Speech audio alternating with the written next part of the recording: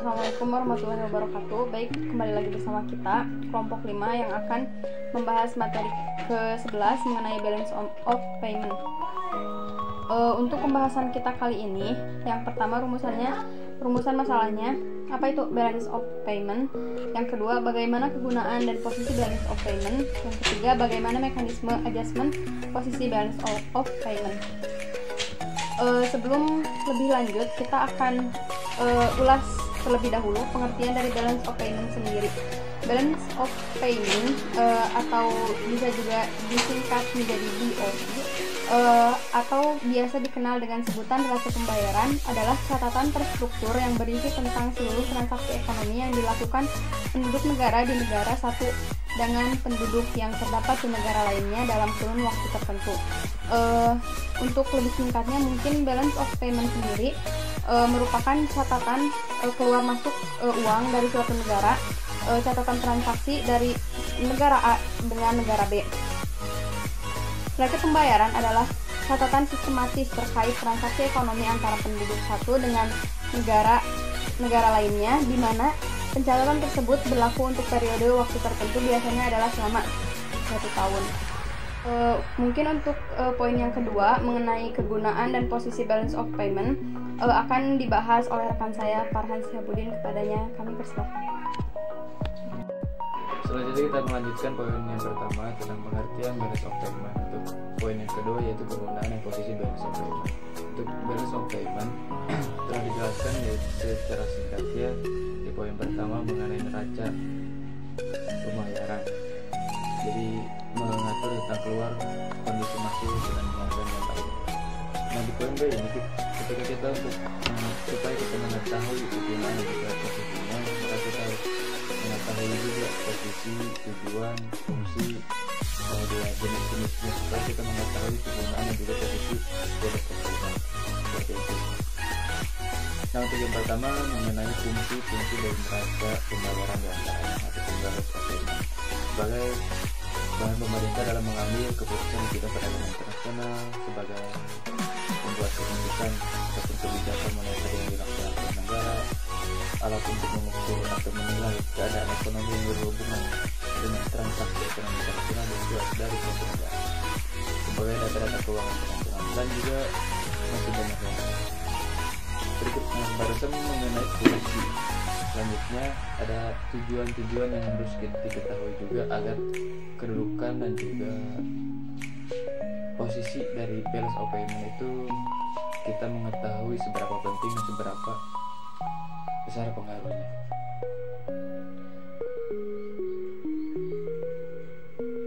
Penyusunan neraca pembayaran yang dilakukan oleh suatu negara memiliki tujuan.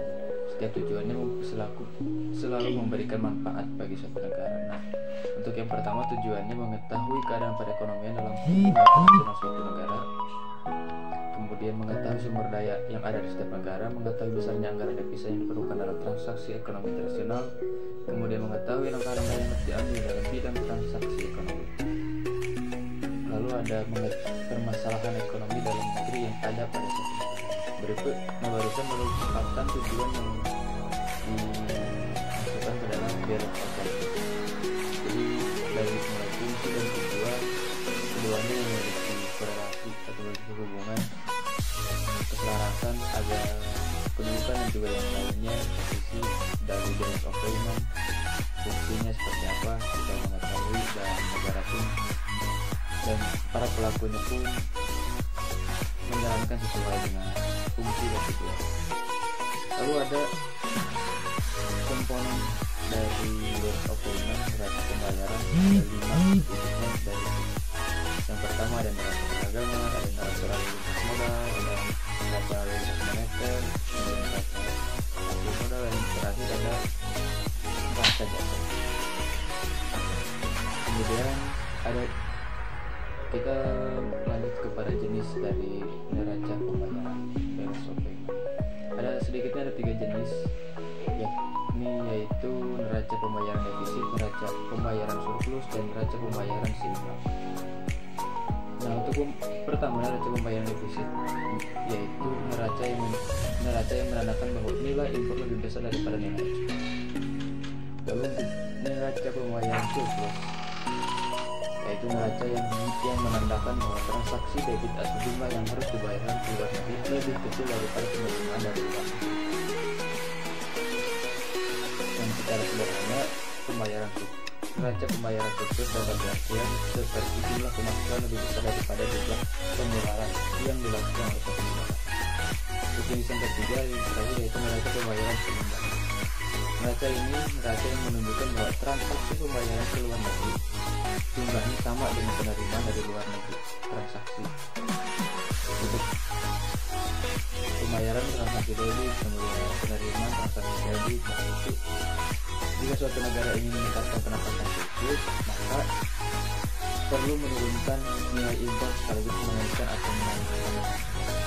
Jadi supaya mendapatkan supaya surplusnya, maka harus ditaikkan ataupun harus menurunkan nilai impor dan juga menaikkan nilai ekspor.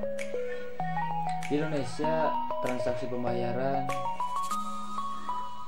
dikelompokkan menjadi 3. Ada transaksi berjalan, transaksi modal, transaksi finansial, dan setiap transaksinya memiliki peran masing-masing. Untuk transaksi berjalan, yaitu transaksi yang berkaitan dengan ekspor dan impor berupa barang dan jasa dalam kurun waktu 1 tahun. Transaksi berjalan terdiri dari neraca perdagangan, transaksi jasa, pendapatan primer, pendapatan sekunder. Jadi dari poin-poin yang barusan ada pengertiannya dan ada gambaran secara umum. Kemudian transaksi modal biasanya dipakai untuk mencatat hasil bersih yang diperoleh dari transaksi pengeluaran dan pendapatan. Transaksi modal terdiri dari aset tetap dan hibah. Sebagian besar transaksi modal berupa transfer modal yang memang kurang memiliki kontribusi dalam neraca pembayaran sehingga transaksi ini tidak begitu sering digunakan. Kemudian yang ketiga ada transaksi finansial. Transaksi finansial adalah transaksi yang memberikan perubahan kepemilikan aset dan kewajiban finansial luar negeri dalam waktu tertentu. Nah, kategori transaksi finansial ada investasi langsung, investasi portofolio, derivatif finansial, dan investasi lainnya. Dan di bawahnya dan nanti dilanjutkan ada poin yang ketiga, mekanisme adjustment posisi balance of payment. Nah, dari kegunaan dan posisi balance of payment menjadi penting ketika kita mengetahui dari jenis, kemudian dari jenis, fungsi, tujuan, ketika beberapa yang masuk kepada kedudukan dan juga kegunaan dan juga posisinya, maka di sana kita akan mengetahui kepentingan atau seberapa penting dari nilai neraca pembayaran yang kita tambahkan. Barangkali untuk materi yang kedua seperti itu akan dilakukan oleh terima kasih. Selanjutnya tentang mekanisme adjustment positive balance of payment. Membicarakan perkembangan perekonomian di suatu negara saat ini tidak dapat terlepas dari kondisi perekonomian global. Hubungan ekonomi antar negara menjadi faktor penting yang berpengaruh terhadap perkembangan ekonomi masing-masing negara. Pada saat ini, tidak satu negara pun yang berada dalam kondisi autarki atau negara yang terisolasi tanpa adanya hubungan ekonomi dengan negara lain. Kondisi ini menyebabkan daya saing sebagai salah satu faktor yang dimasukkan dalam kompetisi antar negara dalam memperoleh manfaat dari semakin terbukanya perekonomian dunia. Keuntungan dari terbukanya perekonomian dunia dapat dilihat dari keadaan neraca pembayaran suatu negara. Neraca pembayaran sebuah negara terkait dengan kemampuan penyerap devisa dan membayar luar negeri. Perekonomian akan terganggu bila neraca pembayaran selalu negatif. Transaksi internasional yang memerlukan valuta asing dan membayar impor dan membayar utang luar negeri maupun transfer lainnya. Neraca pembayaran dapat dipengaruhi juga oleh faktor dalam negeri, yakni oleh besarnya jumlah uang beredar. Uang inti sebagai penambahan dari cadangan luar negeri ditambah kredit dalam negeri. Cadangan luar negeri inilah yang akan mempengaruhi neraca pembayaran. Sebagaimana umumnya, penyusunan statistik neraca pembayaran di negara lain, statistik NPI dibuat dengan tujuan sebagai berikut. Yang pertama, mengetahui peranan sektor eksternal dan perekonomian. Yang kedua, mengetahui aliran sumber daya dengan negara lain. Yang ketiga, mengetahui struktur ekonomi dan perdagangan. Yang keempat, mengetahui permasalahan utang luar negeri. Yang kelima, mengetahui perubahan posisi cadangan devisa dan potensi tekanan terhadap nilai tukar. Yang keenam, sebagai sumber data dan informasi dalam menyusun anggaran devisa. Serta yang ketujuh, sebagai sumber data penyusunan statistik nasional. Cadangan devisa akan selalu dilihat pada neraca pembayaran sebagai selisih neto antara transaksi berjalan yang ditentukan oleh nilai ekspor dan serta transfer jasa bersih. Sedangkan aliran neto lalu lintas modal ditentukan oleh selisih jumlah pemasukan dan pengeluaran modal yang masuk dan keluar negeri baik pemerintah maupun swasta.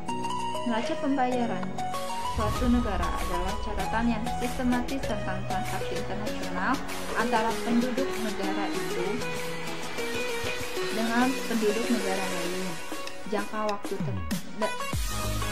dalam jangka waktu tertentu. Transaksi ekonomi yang mencakup dalam neraca pembayaran Indonesia terbagi menjadi dua kelompok, yaitu yang pertama transaksi berjalan atau yang terdiri dari ekspor dan impor barang dan jasa, pendapat dan transfer berjalan. Yang kedua yaitu transaksi modal dan finansial yang terdiri dari modal dan finansial. Transaksi ekonomi yang dicatat dalam neraca pembayaran terutama diakibatkan oleh terjadinya pertukaran atau transfer nilai ekonomi antara penduduk dengan penduduk Indonesia. Dalam suatu pertukaran, penduduk Indonesia memperoleh atau melepaskan kepemilikan atas suatu nilai ekonomi dengan menyerahkan atau mendapatkan kepemilikan atas nilai ekonomi lainnya dari bukan penduduk. Sementara untuk transaksi yang diakibatkan oleh transfer, suatu nilai ekonomi diberikan atau diterima oleh penduduk Indonesia tanpa ada balasan nilai ekonomi lainnya. Suatu transaksi ekonomi meskipun tanpa terjadinya pertukaran atau transfer tetap dapat dicatat dalam neraca pembayaran. Cara mencatat transaksi ini lebih umum dikenal dengan sebutan transaksi yang diimputasi atau imputed transaction. Sebagai contoh adalah pencatatan atas laba atau tidak termasuk dividen. Perusahaan penanaman modal asing atau PMA pada komponen laba ditanam kembali di neraca pembayaran. Secara umum, transaksi ekonomi yang mencakup dalam neraca pembayaran dapat dibagi menjadi dua kelompok. Yang pertama, barang, jasa, pendapatan, dan transfer berjalan. Yang kedua, modal atau finansial. Secara garis besar, dua kelompok tersebut merupakan faktor yang mempengaruhi neraca pembayaran. Dinamika tersebut terlihat dalam situasi bahwa suatu saat neraca pembayaran bisa mengalami defisit atau surplus, dan di saat yang lain neraca pembayaran bisa mengalami posisi seimbang atau balance atau equilibrium. Baik, untuk selanjutnya yaitu kesimpulan balance of payment atau BOP adalah catatan transaksi suatu negara dengan negara lain. Posisi balance of payment ini dianggap penting jika kita melihat dan fungsinya.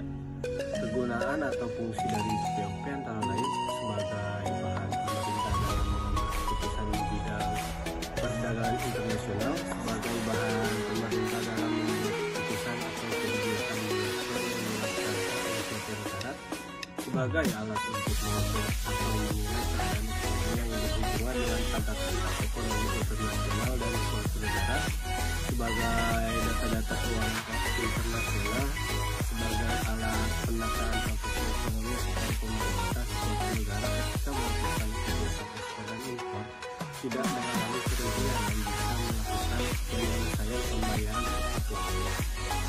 terakhir sebagai alat untuk mencatat anggaran yang akan